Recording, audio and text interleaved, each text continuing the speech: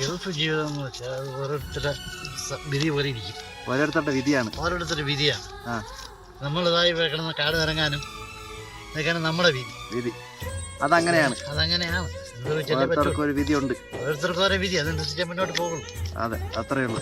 പേര് Gulf. Gulf തുച്ഛമായ ശമ്പളത്തിന് ഇവിടെ വന്നിടന്ന് ഈ പണി ചെയ്തിട്ട് ചിലവ് കഴിഞ്ഞ് പോകുന്നുള്ള അല്ലാതെ വേറെ നേട്ടങ്ങളൊന്നുമില്ല.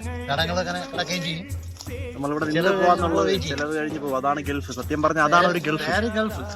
ഗൾഫ് നമ്മൾ അനുഭവിക്കുന്ന ബുദ്ധിമുട്ട് എന്താണെന്ന് നാട്ടുകാർക്ക് ആർക്കൊന്നും അറിയില്ല. ഇവിടെ വന്നിട്ട് അനുഭവിച്ചിട്ടുള്ളവർക്ക് അറിയാം. അതെ, ഇവിടെ വന്ന ഒരുപാട് പേര് ഒരുപാട് രീതിയിൽ അനുഭവിച്ചിട്ടുണ്ട്. ഇവിടെ വന്നിട്ടുള്ളവർക്ക് അനുഭവിച്ചുള്ളവർക്കും അറിയാം. എല്ലാവർക്കും അത് അറിയില്ല. നാട്ടിൽ വിചാരിക്കുന്ന എന്തെല്ലാം ഗൾഫല്ലേ.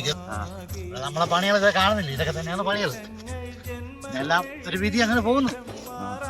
എന്തായാലും ഇത്രയും നാൾ സന്തോഷത്തിലല്ലേ അമ്മ? സന്തോഷത്തിന് കുറവൊന്നുമില്ല. അതാണ് നമുക്ക് വേണ്ടത്. വലിയ ബുദ്ധിമുട്ടില്ലാതെ പോകുന്നുണ്ട്. അതാണ് നമുക്ക് വേണ്ടത് അമ്മ. ഒരു ബുദ്ധിമുട്ടില്ല. ബുദ്ധിമുട്ടൊന്നുമില്ല. പക്ഷെ കടങ്ങളും കാര്യങ്ങളൊക്കെ കൊണ്ട് അത് കുറേശ്ശെ മാറിക്കോളും. ഇൻഷാ അല്ലാഹ് അതൊക്കെ മാറും. വേറെ ഇത് ഗൾഫ് ചെയ്തുകൊണ്ട് വലിയ ബുദ്ധിമുട്ടൊന്നും വരെ സംഭവിച്ചിട്ടില്ല. ഒരു വിധ സന്തോഷത്തിൽ തന്നെ പോണത്. ഒറ്റപ്പെട്ട ഒരു ജീവിതം എന്നുള്ള ഒരു പ്രശ്നം മാത്രമേ ഉള്ളൂ.